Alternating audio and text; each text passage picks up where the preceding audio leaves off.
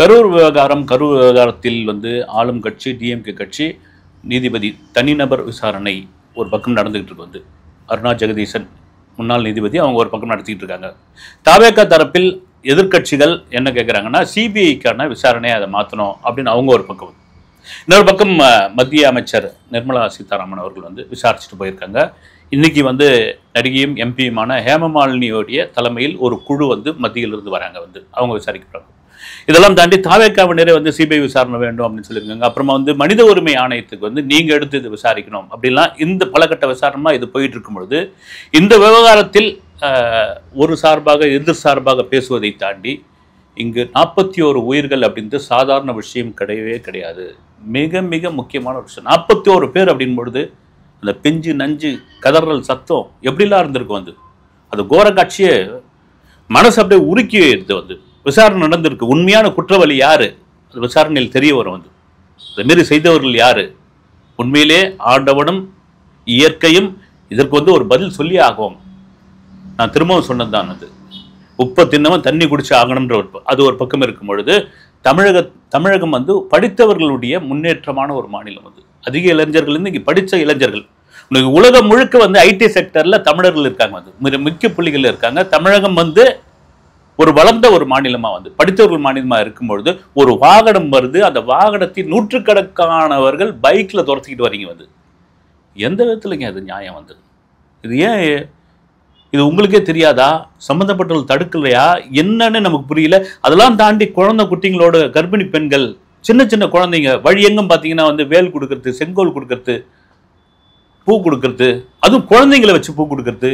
இது என்ன டிசைன் உங்க டிசைன் எனக்கு புரியல. இதெல்லாம் மீறி திரும்பவும் வந்து ரொம்ப மனசு கஷ்டமான சில வீடியோக்கள் பார்க்கும்போது இந்த டிரான்ஸ்ஃபார்மர்ல ஏறி நிற்கிறீங்க.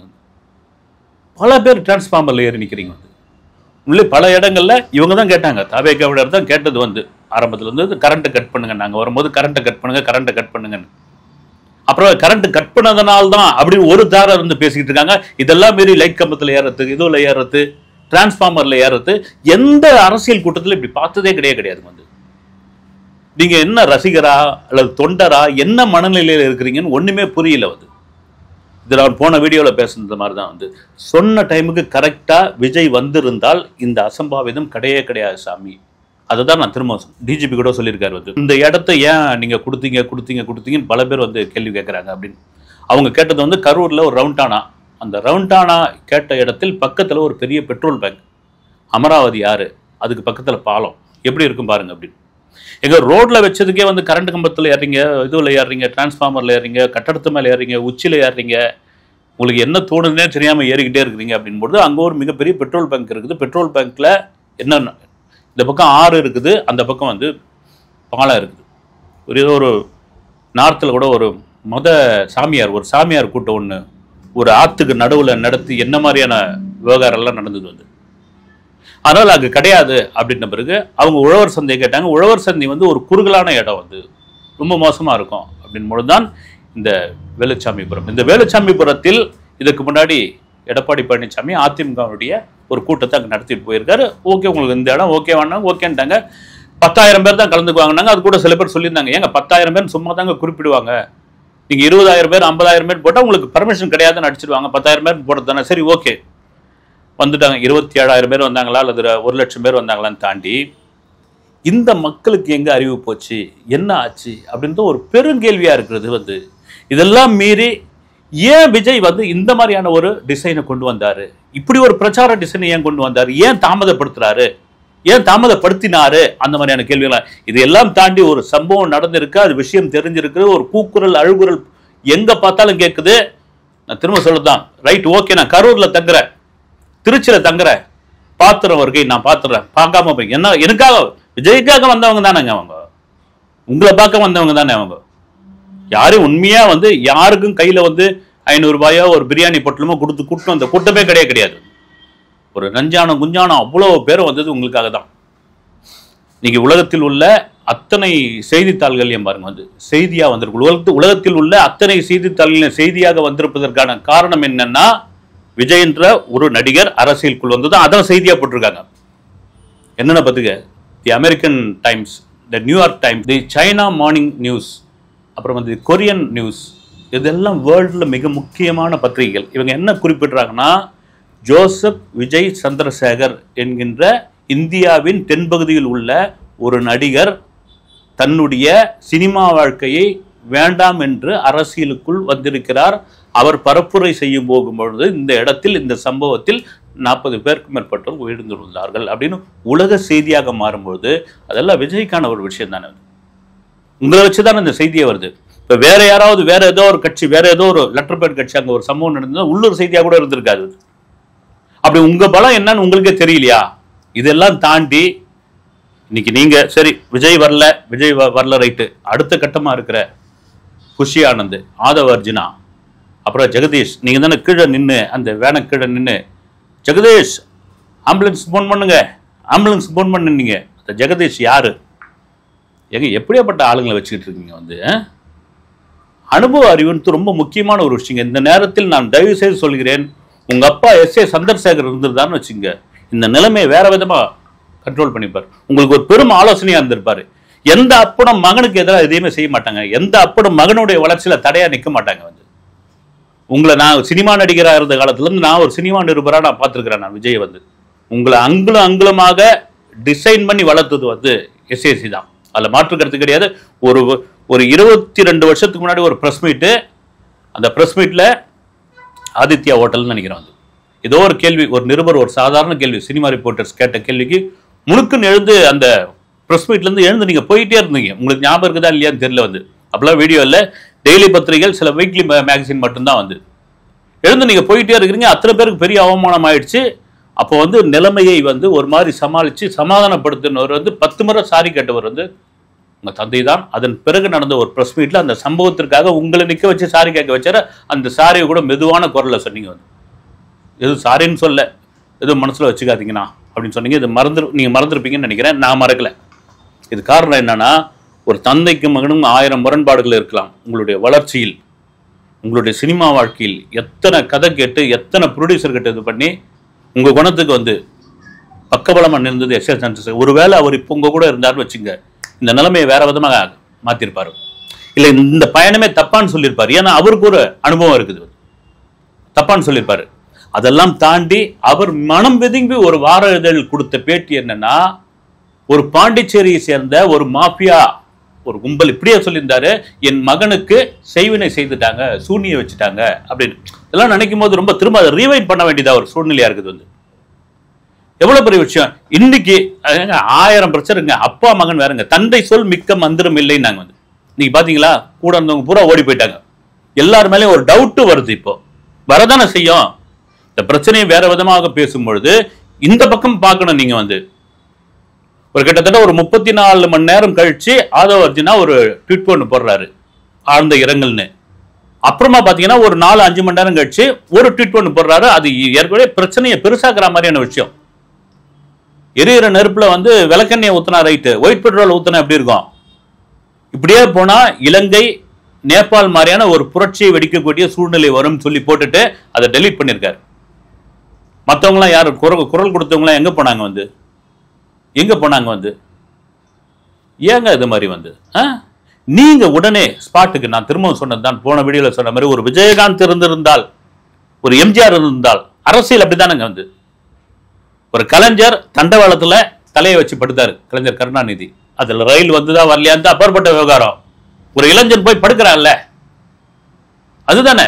ஒரு எம்ஜிஆருடைய முதல் கூட்டத்துல மாபெரும் தடியடி நடக்குது, கட்டுக்கடங்காத தடியடி நடக்குது. ஆனா நகர்ந்து போகவே இல்லை. பல பிரச்சனைக்கு எம்ஜிஆர் வந்து மக்களோட மக்களா குரல் கொடுத்தவர். வந்து ஒரு கூட்டத்துக்கு பின்னாடி ஒரு இளைஞன் ஒரு தலைவருக்கு எலுமிச்சம்பழ மாலையை போடுறான். எலுமிச்சம்பழ மாலையை போடும்போது அந்த எலுமிச்சம்பழத்தை எடுத்து தலையில தேய்ச்சிங்க, உங்களுக்கு பெத்தம் அந்த பைத்தியமாயி போச்சு, தெளிஞ்சு போயிடும் போது அந்த இளைஞனை போட்டு குமுறுறாங்க. அப்புறம் மீட்டு எம்ஜிஆர் தான் கொண்டு போய் சிகிச்சை கொடுத்து இன்னைக்கு வந்து சைதை துரைசாமி மனிதநேய மக்கள் இது வச்சிருக்காரு. அவர் பல ஐஏஎஸ் ஐபிஎஸ்களை உருவாக்கி இருக்கிறார். ஒருவேளை அவர் அது மாதிரி செய்யாமல் இருந்திருந்தால் தவறுதான். வந்து எதையுமே முன்னிருந்து செய்யறது தான். வந்து நீங்க அது அந்த மாதிரிலாம் ரொம்ப விவகாரமெல்லாம் போக தேவையில்ல. எனக்காக வந்தவங்க, எனக்காக வந்து உயிர் விட்டவங்க, என்ன பார்க்க வந்தவங்க 10,000 பேர் வருவாங்கன்ற இடத்துல 1,00,000 பேர் வந்திருக்கிறாங்க. நடந்து போச்சு. விசாரணை நடந்துட்டு இருக்கு. நாலு விதமான விசாரணைகள் நடந்துட்டு இருக்கு. ஒவ்வொரு இதுவா வரட்டும், உண்மை எதுவும் தெரியட்டும். யார் இதில் வந்து இறங்கி செஞ்சாங்க, சதி வேலையா, இயற்கையா, விபத்தா, என்ன நம்ம பார்ப்போம். அதை தாண்டி ஸ்பாட்டுக்கு போகாம இருக்கிறீங்க. ஒரே ஒரு அறிக்கை மட்டும் விட்டுட்டீங்க. 20 லட்சம் ரூபாய் அப்படின்னு சொல்லிட்டு போறீங்க. 240 கோடி சம்பளம் வாங்குற ஒரு ஹீரோ தானே நீங்க. 40 பேருக்கு நான் தவறா சொல்ல. இன்னைக்கு அந்த போன உயிருக்கு ஈடுனே கிடையாது. நீங்க எவ்வளவு கோடி கொடுத்தாலும் 41 கோடி உங்களுக்கு ஒரு பெரிய காசா? கொடுத்துட்டு போகலாமே.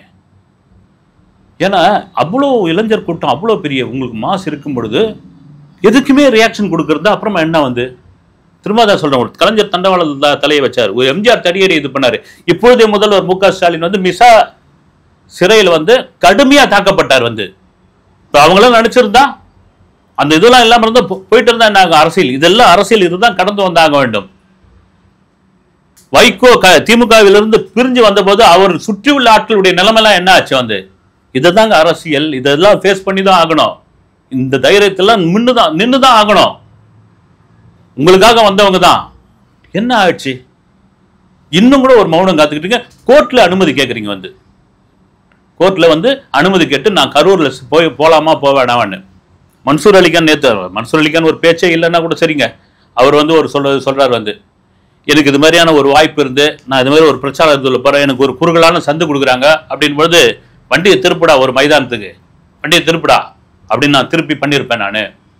ஏன்னா நீங்க ஆரம்பத்திலிருந்து விஜய் பார்த்தீங்கன்னா, விஜய் கட்சியினர் பார்த்தீங்கன்னா சொல்ற எல்லாத்துக்கும் தலையாட்டி பொம்மை மாதிரியே ஒத்துக்கிட்டு. நான் அதான் நினைச்சேன். நான் வந்து இவங்க எல்லாத்துக்கும் இறங்கி போறாங்கன்னு இந்த பிரச்சாரத்துடைய வடிவத்தை நீங்க மாத்திருக்கலாமே. வந்து எங்க நீங்க வந்து ஒரு ட்விட்டர்ல போடுற ஒரு செய்தி அவ்வளவு ஊடகங்கள் எடுத்து செய்தியா போடுறாங்க. அவ்வளவு மக்கள் வந்து உங்களுடைய ரசிகர்கள், உங்களுடைய தொண்டர்கள் வந்து அவங்க சமூக வலைதளத்தில் வந்து அதை போஸ்ட் பண்றாங்க. நீங்க ஒரு வீடியோ ஒரு 20 நிமிஷம் அரை மணி நேரம் பேசுற ஒரு வீடியோ வெளியிட்டா எப்படி ஆகும்? வந்து இல்ல ஒரு 10 நிமிஷம் வீடியோ வெளியிட்டு இருந்தா என்ன? வந்து நீங்க வந்து யாராரு என்னன்னு தெரியல, வந்து நீங்க வந்து பிஜேபியினுடைய மூத்த தலைவர்களுடைய ஆலோசனையை கேட்கறீங்கன்றாங்க. அப்புறம் வந்து உச்சநீதிமன்ற வழக்கறிஞர்கள் நீதிபதி கிட்ட பேசுனீங்க அப்படின்றாங்க. இதெல்லாம் தகவலாக தான் வருதே கண்டி. அதை தாண்டி ஒரு மனிதனாக, ஒரு கட்சியினுடைய தலைவனாக, இது வரைக்கும் பார்த்தீங்கன்னா ஆடியோ லான்ச்லையும் வெளியிலையும் அப்புறமா வந்து போற ஷூட்டிங் ஸ்பாட்லையும் பார்த்து விசில் எடுத்து கொண்டிருந்த அந்த ரசிகர்கள் இன்றைக்கு அரசியல் களத்தில் வந்திருக்கிற உங்களை லட்சக்கணக்கான பேர் வந்து அண்ணா தளபதி வாங்க அப்படின்னு அவங்க கூப்பிட்ட அந்த நபர்கள் அப்படி கிடக்குறாங்கன்னு பொழுது முதல் ஆளா நீங்க போய் என்ன நடந்த போது உங்க மேல வந்து என்ன நடந்துரும்? அடிச்சிடுவாங்களா? கைது பண்ணிடுவாங்களா? கைது பண்ணட்டும். இல்லை உங்க மேல வந்து தாக்குதல் செய்வாங்களா? என்ன ஆகட்டும்? இதுதான் நாங்க துணிச்சல். இதையெல்லாம் கடந்துதான் இன்னைக்கு அரசியல் இந்தியா முழுக்க பெரும் தலைவர்களா வந்திருக்காங்க. வந்து ஆனா ஒண்ணுமே இல்லாம கணத்துல போட்டு மாதிரி கல் இருக்குங்க. இந்த அரசியலுக்கு நீங்க வந்து விருப்பப்பட்டு தான் வந்தீங்களா, அல்லது யாராவது கட்டாயத்தின் பேரில் வந்தீங்களா, இல்லது வந்து ஏதாவது ஒரு மாஸ் காமினிங் தான் வந்தீங்களான்னு எனக்கு புரியவே இல்லை. நான் ரொம்ப லேட்டா அந்த வீடியோ போடுறதுக்கான காரணம் தான். ஒரு பக்கம் அதிமுக, பாமக, மதிமுக உங்களுக்கு ஒரு ஆதரவா இருக்கதான் செய்யும். உங்களுக்கு ஒரு ஆதரவா குரல் கொடுக்குறாங்க. இப்போ கூட அன்பில் மகேஷ் அமைச்சர் அழுதத்துக்கு வந்து அன்புமணி ராமதாஸ் வந்து அவருக்கு ஆஸ்கரே கொடுக்கலாம் அப்படின்னு ஒரு இது சொல்லியிருந்தார். உடனே அன்பில் மகேஷ் வந்து சொன்னது என்னன்னா, தன் தந்தையே வந்து கொச்சைப்படுத்தி பேசுறவர் வந்து அன்புமணி, அவருக்கு என்ன சொல்றதுக்கு என்ன அவருக்கு இது இருக்குது. இந்த பக்கம் ஒரு ஆதரவு, திமுக கூட்டணி வந்து அவங்க திமுகவுக்கு ஆதரவு. இப்படியா இருக்கிற நேரத்தில் ஒரு விசாரணைன்ற ஒரு விஷயம் போயிட்டு இருக்கு. இன்னும் முழுமையா எதுவும் தெரியல. கண்ணு காது மூக்கு வச்சு எதுவும் சொல்லாதீங்க அப்படின்றாங்க. வந்து தவறான கருத்துக்களை பரப்பாதீங்க, சமூக வலைதளங்களை பரப்பாதீங்க அப்படின்ற பொழுது என்னுடைய ஆதங்கம் திரும்பவும் சொல்றதுன்னா, ஒரு தலைவனாக ஒரு அரசியல் களத்துக்கு வந்த விஜய் ஏன் இந்த நொடிவர் இந்த வீடியோ பேசும் வரை அந்த மக்களுக்காக ஒரு குரல் கொடுக்கவில்லை, அந்த மக்களுக்காக வந்து ஏன் பார்க்கவில்லை என்பதுதான் எனக்கு இன்னும் புரியாத புதிராக உள்ளது. அடுத்த வீடியோவில் சந்திப்போம். நன்றி.